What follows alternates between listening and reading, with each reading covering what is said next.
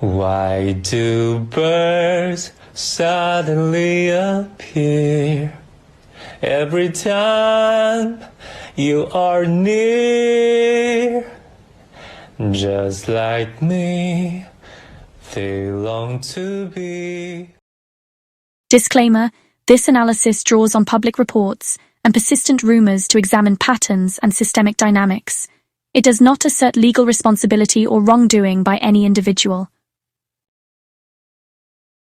To understand what happened to Yu Menglong, it is useful to stop looking at the end first and instead trace the pattern of punishment backward through the moments when his professional trajectory was quietly redirected, stalled, or denied. What emerges is not a single act of repression, but a long sequence of grey zone interventions, each framed as reasonable, professional, or even benevolent. 2013, the first redirection, punishment without proof. At the start of his career, Yu Menglong knew what he wanted: to sing.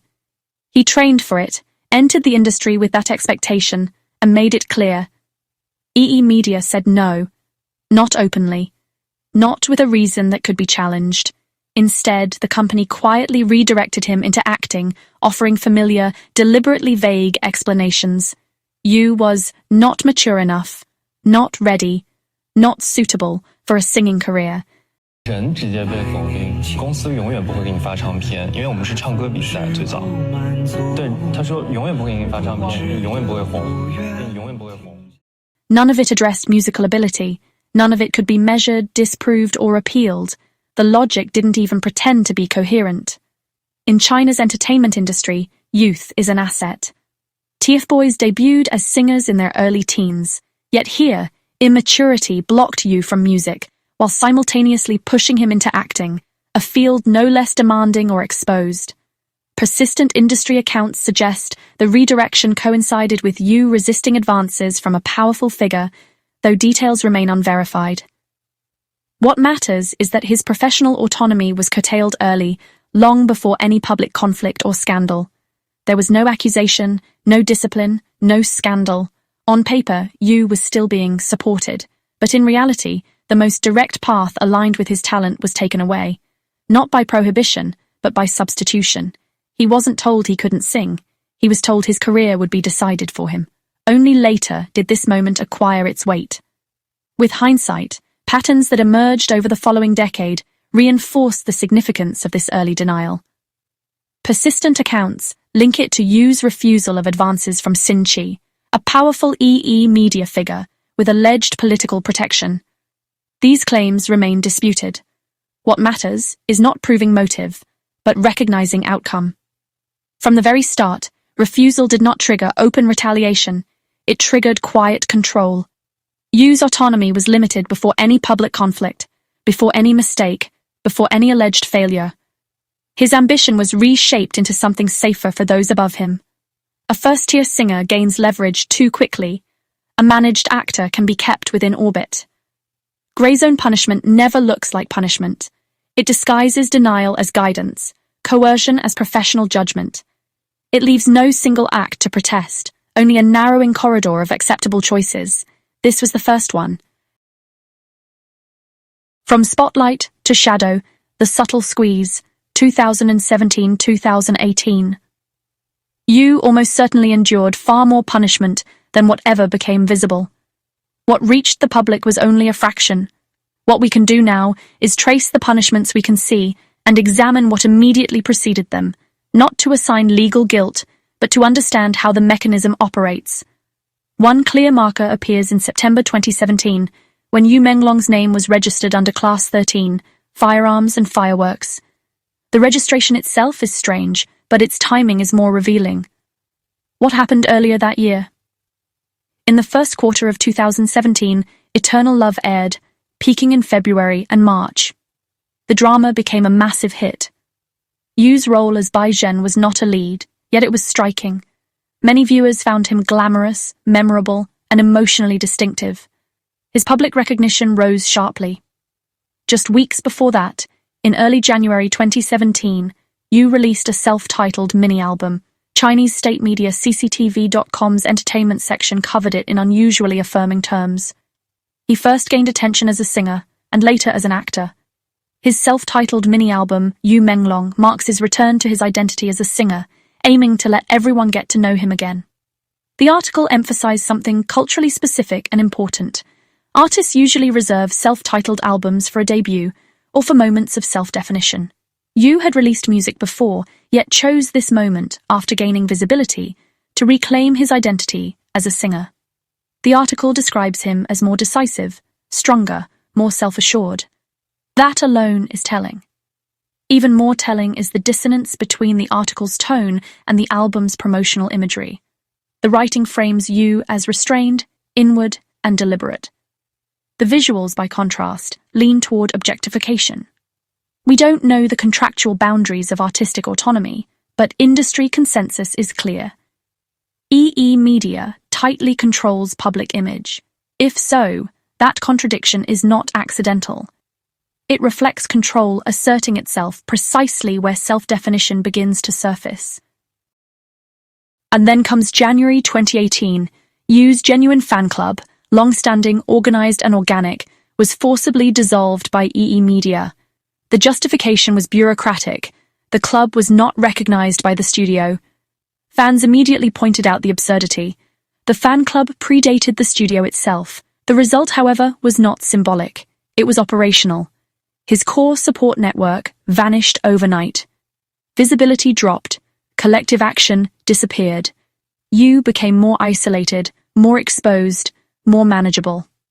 By now, the pattern is difficult to ignore. Between September 2017 and January 2018, something shifted. We don't know exactly what he refused, resisted, or declined to participate in. But the consequences are visible. The sequence, rising popularity, renewed musical identity, followed by symbolic Class 13 registration, then the destruction of his fan base, fits a familiar logic. This is not how commercial management behaves.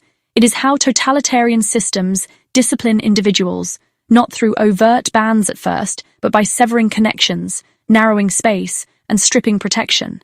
And it is far less surprising when the hand behind it belongs to someone like Xinqi, a figure widely understood to be politically shielded, steeped in red bloodline logic, and accustomed to exercising power without accountability. Isolation came before punishment. Vulnerability came before force. This is how grey zone punishment escalates, quietly, efficiently, and long before anyone realizes a line has been crossed. The Silent Siege, Life After the Money Loser label, 2019-2021. If the early years of Yu Menglong's career were marked by denials without explanation, what followed was a clear escalation. By the late 2010s, the grey zone gave way to overt punishment. In December 2025, a Douyin blogger disclosed that Yu had once been openly berated by EE Media management as a pei qianhuo, a money loser, a bad investment. The judgment was delivered bluntly. Despite what the numbers actually showed, resources were swiftly redirected elsewhere. His career entered a prolonged freeze. When did this verdict occur? Tracing backward from the onset of his professional stagnation, it most likely took place in late 2019 or 2020. The claim itself was absurd. By any reasonable industry metric, Yu was not a liability. His performances in Eternal Love and The Legend of White Snake had earned him a devoted audience. He was known for his steady professionalism, lack of scandal, and unusually loyal fan base. If anything, he was a low-risk, high-return asset. So why label him otherwise? Because in totalitarian systems, refusal is never punished as refusal. It is reframed as failure. This is a familiar logic. Obedience is not enforced openly as submission, but moralized as virtue. Disobedience is never acknowledged as a response to coercion. It is recoded as ingratitude, arrogance, bad judgment, or poor character. The system denies the existence of pressure while punishing those who resist it. Hannah Arendt observed that totalitarian regimes do not settle for outward compliance. They demand moral alignment. In Nazi Germany, loyalty to the regime was framed as fidelity to racial destiny. Refusal became a betrayal of nature itself. In Stalin's Soviet Union, Obedience to the party was cast as solidarity with the proletariat. Doubt was reactionary, even criminal. China's system refines this mechanism through a far older moral language, filial piety. For more than 2 millennia, Confucian doctrine has framed obedience as the foundation of virtue. Children owe absolute loyalty to parents. Subjects owe the same to rulers, who are cast as the parental embodiment of order. To disobey authority is not merely political dissent, it is moral failure, ungratefulness, a breach of ethical hierarchy. Under the Chinese Communist Party, this language has been seamlessly repurposed. Criticism of power becomes ingratitude toward the motherland. Dissent is condemned not only as destabilizing, but as indecent. Authority is no longer merely enforced, it is internalized.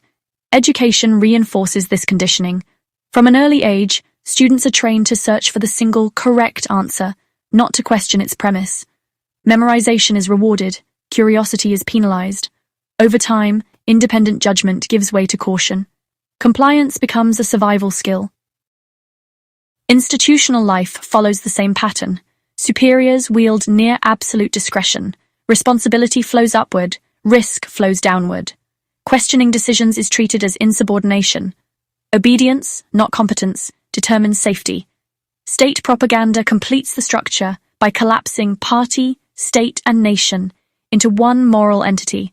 To obey is patriotic. To question is betrayal. Over time, silence comes to feel like virtue. It is within this context that Yu's treatment must be understood. Within the entertainment industry, rumors have long pointed to a turning point around the time Yu was branded a money loser. According to persistent industry accounts, he rejected overt personal advances from a powerful producer-investor, most frequently identified as Tian Hairong. His refusal was seen as a violation of the industry's unspoken rules, where opportunity is often entangled with submission rather than merit. Soon after, he was reportedly removed from the leading role in Lost You Forever, Changxiangxi. There are reasons to doubt that Tian was the true center of gravity. By that time, Yu was already known for maintaining firm personal boundaries. If his refusal was predictable, why would a figure of her stature risk such an approach at all? More persistent, though harder to verify, rumors trace the pressure further back to Xin Qi, a director-producer widely described as politically untouchable due to alleged elite lineage. According to these accounts, Xin Qi took an interest in Yu as early as 2013, seeking a relationship that exceeded professional boundaries. Yu consistently declined. By 2019-2020, it had become clear that he would not yield. Personal leverage had failed. What followed was escalation. What was needed now was not persuasion, but justification. The label money loser served that purpose perfectly. Once attached, it required no evidence. It transformed exclusion into business logic and punishment into prudence. EE Media reduced support. Resources vanished. Yu's career froze, not as an explicit sanction, but as an apparently rational outcome. This is how power near the top protects itself. Punishment is outsourced through proxies. The visible aggressor absorbs scrutiny. The architect remains unseen. Responsibility diffuses upward through layers of intermediaries, while blame concentrates downward on the individual who refused to comply. The victim is reframed as stubborn, ungrateful, or flawed. And the system, by design, ensures that those closest to power remain insulated from consequence. The structure does the shielding, the language does the work, and obedience, once moralized, requires no further enforcement. Beyond submission, financial integration as control. Beyond personal submission lies a deeper layer of control. Integration into financial gray zones embedded within the entertainment industry itself. Money laundering in Chinese entertainment is not an anomaly at the margins. It is structural. Films, television dramas, endorsement deals, and celebrity studios routinely function as laundering vehicles, allowing illicit capital from corruption, underground banking, or politically protected interests to re-enter the system as legitimate profit. Inflated production budgets, phantom box office receipts, and wildly overvalued contracts are not errors. They are mechanisms. This layer functions simultaneously as reward and trap. Artists who comply are granted access to lavishly funded projects and accelerated careers. In return, they become conduits, fronting shell companies, endorsing opaque conglomerates, or lending their names to ventures that obscure capital flows. Obedience here is not symbolic. It is operational. Those who submit are deemed trustworthy enough to handle secrets. Those who hesitate or refuse are marked as unstable risks. It is within this context that the 2017 Class 13 trademark registrations acquire meaning. International Class 13, covering firearms, ammunition, explosives, and fireworks, is a tightly controlled category with no natural connection to entertainment branding. Yet in 2017, Menglong Studio was registered under Class 13, alongside similar registrations tied to other high-profile actors within the same management and agency networks. For compliant artists, such registrations are not symbolic. They are functional. Class 13 provides a legal shell within a sensitive, state-monitored domain, one that allows unusually opaque transactions, inflated valuations, and complex cross-entity flows to pass under heightened administrative cover. When an artist proves obedient, this structure can be activated as part of broader money laundering or capital washing mechanisms embedded in the entertainment industry. The same structure operates differently for those who refuse. For a non-compliant artist, Class 13 becomes a liability rather than a conduit, a sensitive registration attached to their name that they cannot explain, control, or safely exit. What functions as infrastructure for some becomes leverage for others. In this sense, Class 13 is neither incidental nor accidental. It is dual-use architecture. U appears to have fallen into the latter category, an intended participant who did not cooperate as expected. Persistent accounts suggest that he became aware of irregularities linked to these arrangements. Company filings, transactional patterns, or legal constructs connecting celebrity entities to illicit financial flows. Whether this awareness arose through discovery or coercive exposure remains unclear. What is consistent is the consequence. You became a risk. From that moment on, control tightened. From proxy discipline to open violence, 2022-2025. In 2022, after Menglong's contract with EE Media expired, he was transferred to Blue Media, a proxy operating under the same ultimate influence. The move created plausible deniability. Any isolation, withdrawal of resources, or career stagnation could now be attributed to a different company. EE Media's responsibility was displaced without ever being relinquished. What followed was escalation. U was sidelined, deprived of meaningful work, and placed under constant surveillance. At this stage, punishment no longer required justification. The system had already rendered its verdict. When U's contract with Blue Media expired in 2025, he refused renewal. According to persistent leaks, the final ordeal came in the form of a private gathering framed as reconciliation, later described by insiders as a torture party. The objective was no longer correction or deterrence. It was to break him. By this point, the violence itself had exited the grey zone. It was naked force. What remained within the grey zone was the execution structure. Responsibility dissolved upward through layers of proxies, intermediaries, and informal authority. No written orders were needed. Those who carried out the acts were exposed. Those who engineered the outcome remained insulated. The system functioned as designed. Violence below, protection above. Accounts describe deliberate humiliation, physical assault, and extreme coercion, including reports that U swallowed a USB drive said to contain evidence he had gathered. In September 2025, U reportedly fell to his death. The incident was officially ruled an accident, yet it provoked overwhelming public outrage and skepticism. Menglong did not bend. Not in 2013, not in 2019, not in 2021 or 2025. He did not let them win. His death cracked the black box open.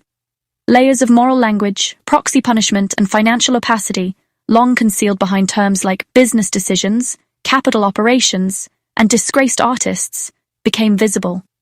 Other suspicious deaths within EE Media's orbit, Shang Yubo, Ren Zhao, Qiao Renliang, and others, were re-examined in a new light. Petitions surged. Boycotts spread. The machinery began to strain under the weight of its own brutality. One man's refusal exposed the architecture of obedience for what it truly is, coercion wearing the mask of virtue. Sometimes, the simplest act of refusal is the most powerful, and sometimes it takes tragedy for the rest of us to finally see.